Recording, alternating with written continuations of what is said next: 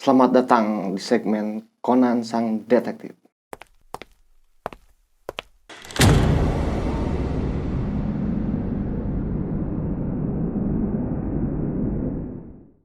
Kali ini kita akan membahas tentang Nikola Tesla.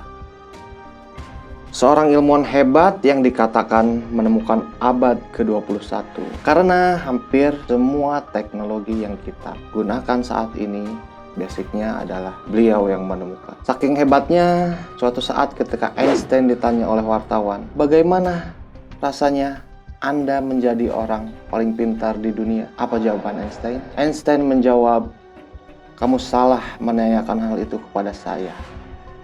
Harusnya Anda menanyakan hal itu kepada seorang Nikola Tesla. Berarti kan artinya Einstein menganggap Nikola Tesla itu orang yang paling pintar di dunia gitu kan. Dia menganggap Nikola Tesla lebih pintar dari dia. Tapi yang menjadi pertanyaan, kenapa Nikola Tesla jarang ditemukan di buku-buku sejarah? Apakah dia sengaja dihilangkan? Kalau iya, apa sebabnya?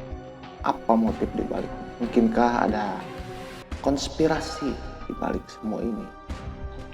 Mari kita bahas lengkapnya. Nikola Tesla itu seorang fisikawan, teknisi listrik, teknisi mekanika, penemu serba bisa, keturunan Serbia Amerika. Lahir pada tanggal 10 Juli 1856. Dirinya dianggap sebagai salah satu inventor paling masyhur yang pernah lahir di muka bumi ini. Ada cerita menarik nih saat kelahirannya. Jadi waktu itu Nikola Tesla lahir, ini katanya ya, cuma intermezzo aja. Jadi waktu itu Nikola Tesla lahir. Lalu ketika proses melahirkannya terjadi badai petir.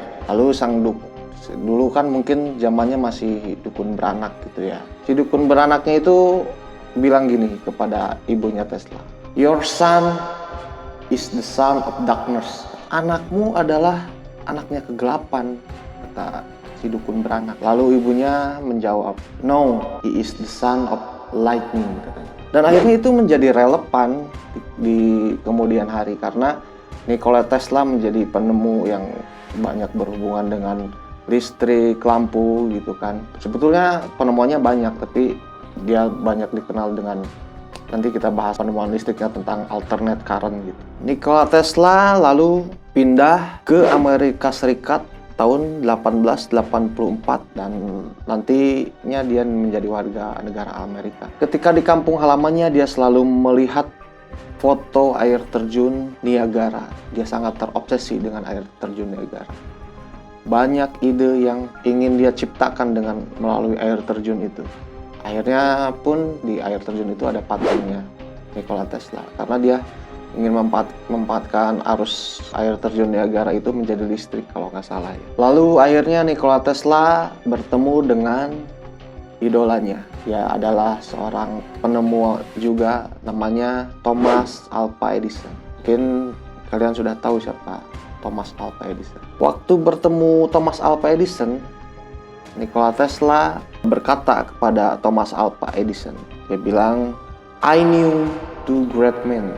Saya tahu dua orang hebat, katanya. Dan salah satunya adalah kamu, katanya, kata Nikola Tesla kepada Thomas Alva Edison. Dan satunya lagi adalah anak muda ini, katanya gitu. Berarti dia sudah pede dengan kemampuan berpikirnya dia gitu kan. Setelah beberapa lama, Nikola Tesla bekerja di perusahaannya Thomas Alva Edison. Dia menemukan banyak hal dan memberi banyak keuntungan untuk Thomas Alva Edison. Lalu suatu saat, nah ini apa ya, awal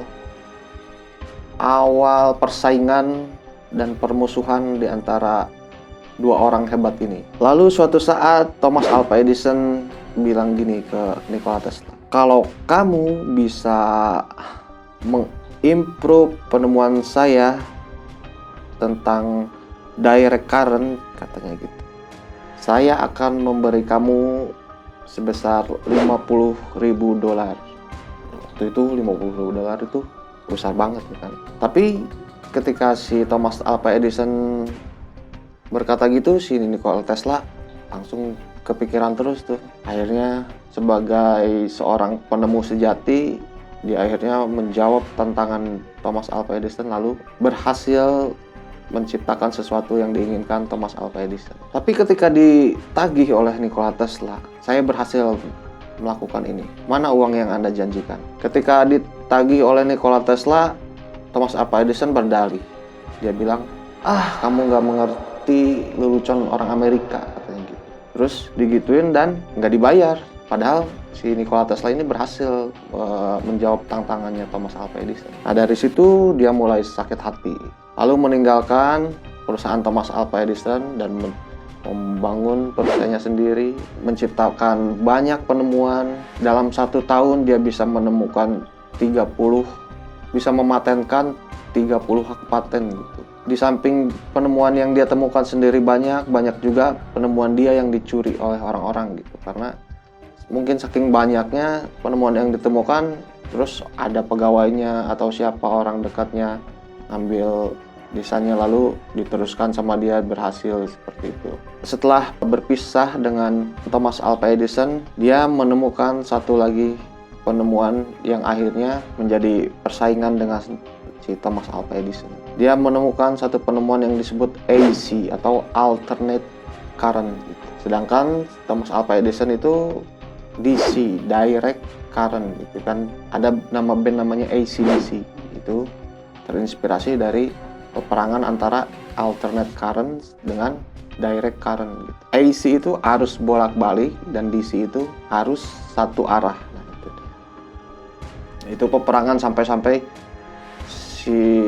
kalau nggak salah ya, si Thomas Alva Edison bilang AC itu berbahaya, nih saya pakein ke gajahnya mati kalau nggak salah. Seperti itu, karena persaingan mereka. Sebetulnya kehidupan Nikola Tesla ini cukup tragis. Soalnya dia nggak pernah punya pendamping hidup dan pernah jatuh miskin. Dia dapat banyak hak paten, dapat banyak uang dari situ, bisa tinggal di hotel setiap hari, terus pernah jatuh miskin.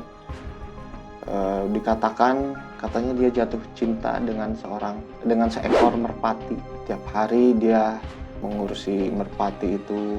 Dibilang dia karena mungkin terlalu banyak berpikir, menemukan sesuatu, jadi dia kurang berinteraksi dengan dunia luar.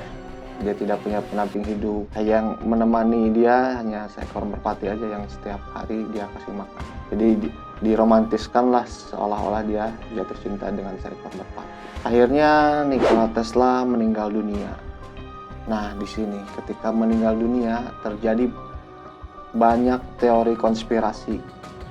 Jadi ketika Nikola Tesla meninggal dunia, barang-barangnya, penemuannya dia langsung diamankan oleh FBI pada saat itu. Dan entah kemana, mungkin katanya itu dikembangkan oleh Amerika untuk mengembangkan kekuatan militer mereka. Banyak penemuan yang bisa menjadi senjata mungkin untuk bisa menjadi senjata dan juga untuk mendorong kemajuan teknologi Amerika. Itu kan pasti banyak penemuan dia yang masih belum selesai gitu. Nah, kita bahas penemuan dia yang belum selesai dan katanya dikembangkan oleh Amerika. Oh, sebentar. Dia tuh pernah beberapa kali bersenggolan lah gitu disebutnya dengan elit global, antara ya salah satunya Thomas Edison, terus JP Morgan gitu kan. JP Morgan yang sampai saat ini masih tegak berdiri di Amerika. Ada teori yang menyebutkan Nikola Tesla dienyahkan lantaran tidak disukai oleh elit global. Nah, si Nikola Tesla ini kalau nggak salah dia seorang yang sebetulnya orang yang jiwa kemanusiaannya tinggi. Pernah dia kalau nggak salah hampir menemukan listrik nirkabel dan gratis, katanya ya. Bisa aja dia menemukan listrik tanpa kabel dan gratis untuk semua orang. Tapi karena pengusaha-pengusaha tidak menyukai itu, karena itu lahan uang untuk mereka, akhirnya itu ditekan lah gitu agar itu tidak berhasil. Sekarang kita bahas beberapa penemuan yang katanya menjadi apa ya, senjata Amerika. Yang pertama adalah Death Ray. Death Ray itu adalah senjata laser pemusnah massal. Pada tahun 1930-an, Nikola Tesla pernah menemukan senjata elektromagnetik berjenis Death Beam atau laser pemusnah massal yang diberi nama Death Ray. Piranti ini mampu menghimpun partikel laser energi dalam intensitas tinggi yang dapat digunakan untuk memusnahkan pesawat tempur, prajurit, tank baja atau apapun gitu. Jadi itu hanya dengan menggunakan laser, bukan dengan kekuatan eksplosif atau apa gitu. Ada juga oscillator Tesla. Alat ini dikatakan adalah alat pencipta gempa bumi buatan, bisa menciptakan gempa bumi buatan. Jadi perangnya itu seolah-olah bencana alam, padahal itu adalah sebuah senjata. Nah, lalu ada juga yang tadi gua bahas, Wardenclyffe Tower adalah sumber daya listrik nirkabel gratis. Itu dia memang itu adalah mimpinya dia untuk membagikan energi tanpa kabel dan gratis untuk dunia ini. Lalu ada juga flying saucer atau sebuah pesawat yang seperti piring terbang gitu, seperti UFO. Mungkin UFO yang ada penampakan UFO mungkin itu dia, mungkin si flying saucer ini ya, adalah sebuah penemuan yang diciptakan oleh Nikola Tesla. Mungkin ya, itu kan hanya sebuah teori konspirasi. Nah, lalu ada juga yang namanya HARP, senjata yang bisa membuat cuaca buatan, bencana alam buatan, seperti itu ya. Dia bisa membuat topan, badai. HARP ini banyak dibahas juga oleh di teori-teori konspirasi, seperti perang dengan menggunakan manipulasi cuaca gitu kan, manipulasi bencana alam seperti tsunami dan sebagainya. Dengan teori-teori seperti itu, Nikola Tesla, satu, dia tidak disukai oleh elit global katanya. Dua, dia terlalu humanis. Dengan cita-citanya dia ingin memberikan energi gratis. Dia bersenggolan juga dengan para kapitalis, mungkin ya, pengusaha-pengusaha gitu. Katanya mungkin dari situ ya dia akhirnya tidak dimasukkan ke dalam buku-buku sejarah. Orang jarang yang tahu, namanya aja ya kalah dengan seperti Einstein gitu kan. Padahal Einstein sendiri bilang yang lebih pintar dari saya tuh ya, orang yang terpintar di dunia tuh ya Nikola Tesla.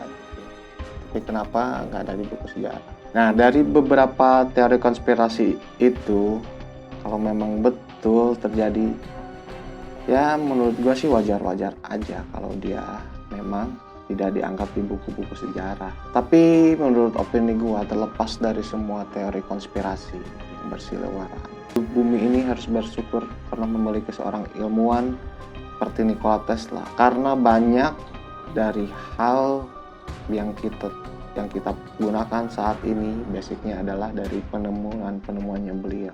Kalau kita bahas lebih jauh tentang Nikola Tesla, sebetulnya masih banyak ya cerita-cerita tentang Nikola Tesla. Tentang pertemanannya dengan, akhirnya dia bisa berteman dengan Mark Twain gitu kan. Tapi gua rasa untuk saat ini cukup sampai di sinilah ya, karena bakal panjang banget kalau kita bercerita lebih detail tentang Nikola Tesla. Mungkin di lain waktu kita bisa bercerita lagi. Tapi untuk saat ini sampai jumpa, kita cukup sampai di sini. Kita akan bertemu lagi dengan cerita-cerita misteri dan cerita konspirasi lainnya di segmen Conan Sang Detektif.